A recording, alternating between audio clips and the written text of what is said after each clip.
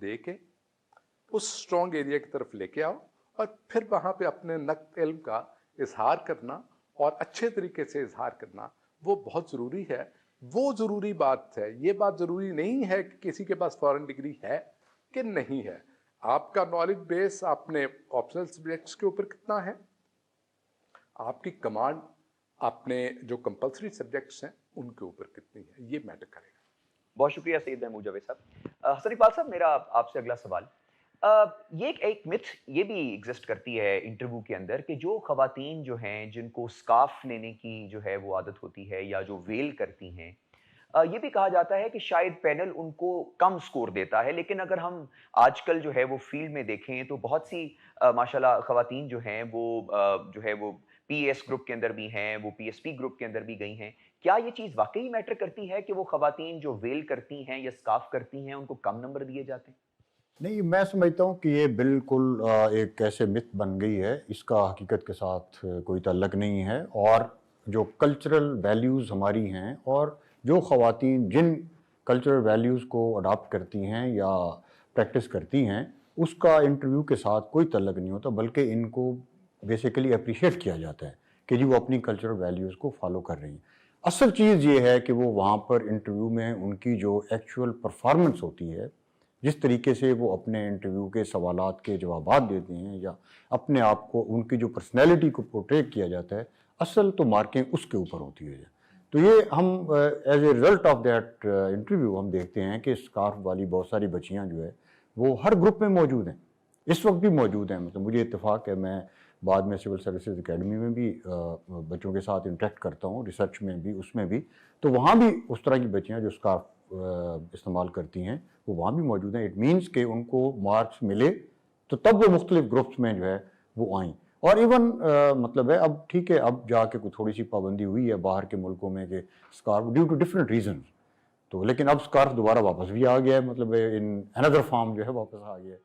तो ये मैं समझता हूँ कि इवन बाहर के मुल्कों में भी इस किस्म की कोई कैद या पाबंदी या वो नहीं थी, सिवाय ये जब दहशतगर्दी का ज़माना था तो उसमें ये हुआ था। अदरवाइज़ बिल्कुल अपनी जो कल्चरल वैल्यूज़ जिनको जो बच्चियाँ या बच्चे जिसको फॉलो करते हैं, उनको कतन इस चीज़ पे घबराने की या उसकी कतन ज़रूरत नहीं है।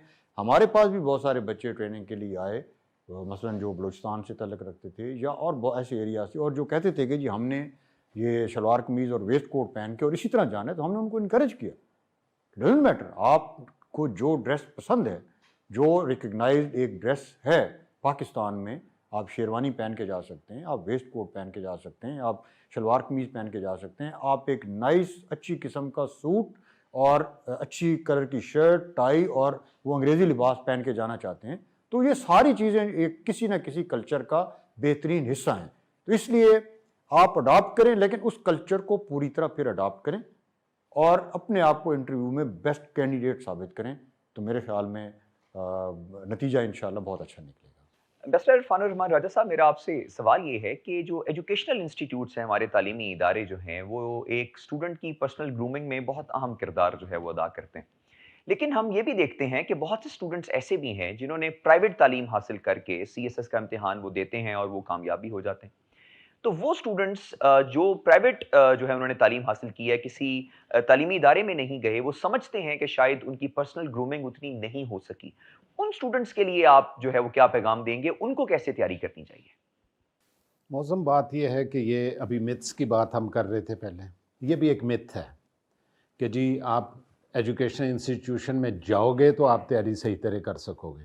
नो, ये आज हर बच्चे के हाथ में एक एकेडमी है, एजुकेशन इंस्टीट्यूशन है।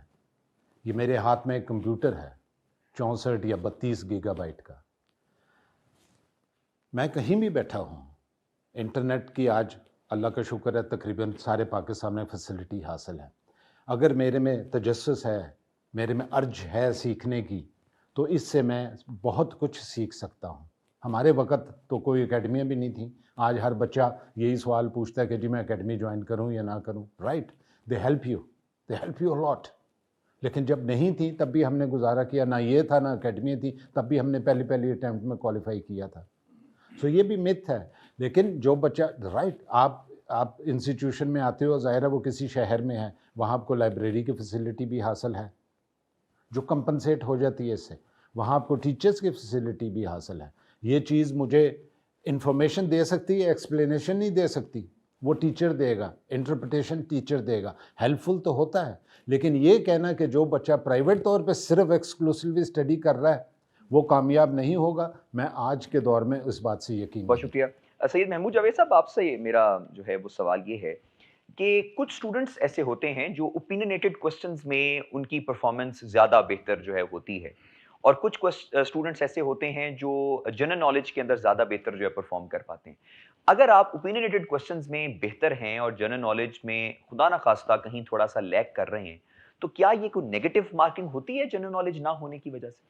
मेरा अपना ख्याल ये है कि जो बेसिक रिक्वायरमेंट जनरल नॉलेज की है वो तो आपके पास होनी चाहिए। बेसिक रिक्वायरमेंट की जब हम बात कर रहे हैं तो हम बात कर रहे हैं कि करंट अफेयर्स के जितने ब्रॉड टॉपिक्स हैं वो आपको पता होने चाहिए। पाकिस्तान अफेयर्स के जितने ब्रॉड टॉपिक्स आपको पता होने चाहिए, पाकिस्तान के इश्यूज़ क्या हैं आपको पता होने चाहिए।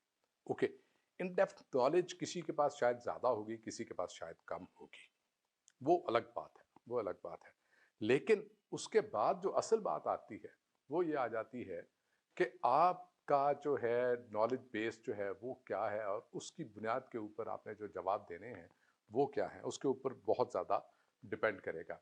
आपने पहले ओपिनियनेटेड क्वेश्चन की जनरल बात नॉलेज। की थी और दूसरा आपने क्या कहा था भला? जनरल नॉलेज की। सो मैं समझता हूँ कि बुनियादी तौर पे general knowledge is one specific aspect. वो उसकी परसेंटेज क्या है, is it like 20%, is it like 15%? But जो बाकी जो कुछ है वो आपका है ऑप्शनल सब्जेक्ट्स, और वो है आपके कंपल्सरी सब्जेक्ट्स। अब ऑप्शनल और कंपल्सरी सब्जेक्ट्स ऐसे हैं जहां पे आपके नॉलेज का समंदर है, और उस समंदर का इजहार करना वो आपके ऊपर लाजिम है।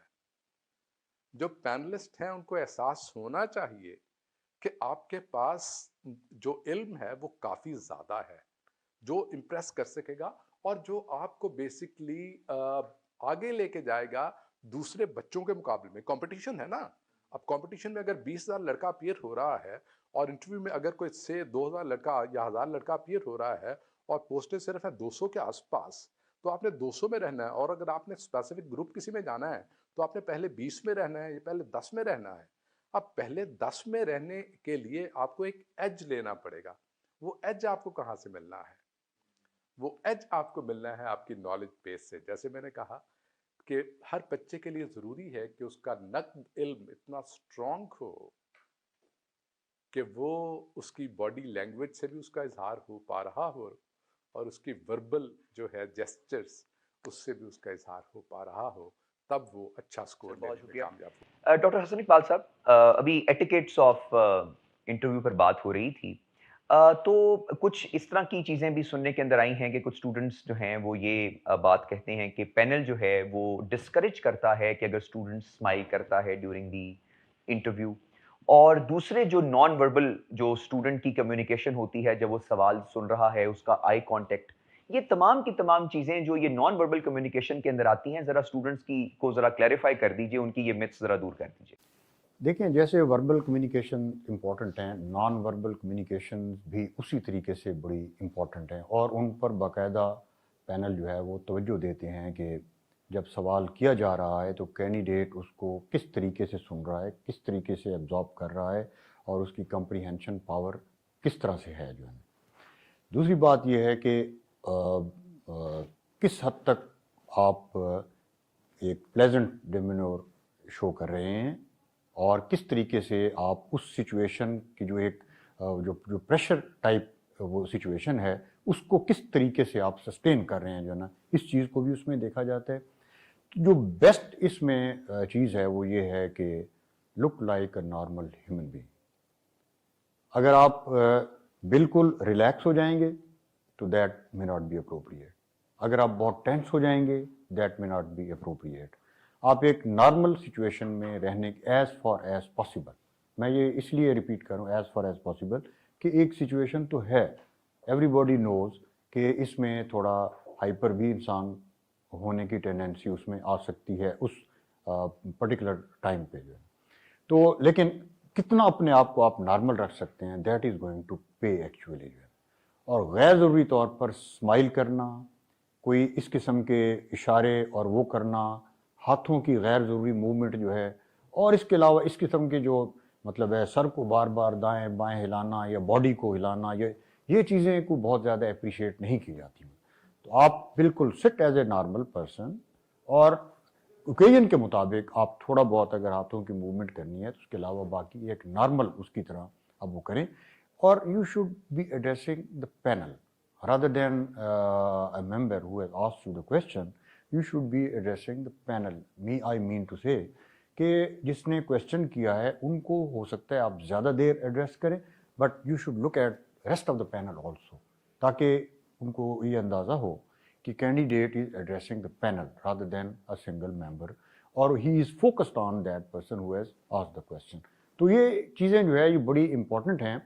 और आई कॉन्टेक्ट जो है, मतलब बाज़ कैंडिडेट हमने ये भी महसूस किया है ड्यूरिंग ट्रेनिंग सम टाइम कि वो नीचे देखना शुरू कर देते हैं या दाएं बाएं देखना शुरू कर, ये some time they do not have that, जिसको मैं करेज कहूँगा कि आई कांटेक्ट प्रॉपरली मेंटेन नहीं करते, तो वो भी एक नेगेटिव क्वालिटी की तरफ चला जाता है। तो आई कांटेक्ट जो है वो प्रॉपरली मेंटेन करना चाहिए, और एक नॉर्मल ह्यूमन बीइंग की तरह जो आदमी एक कम्युनिकेट जब कर रहा होता है दूसरे के साथ, एक अदब का जो पहलू है उसको भी सामने रखना चाहिए, क्योंकि वो सब नॉलेजेबल भी हैं, एज में भी बड़े हैं, उसको भी मलहूज़ खाते रखना चाहिए। और इसके अलावा जो और लवाजमात हैं एक फॉर्मल ओकेजन के, उनको मेरे ख्याल में ऑब्जर्व करना चाहिए।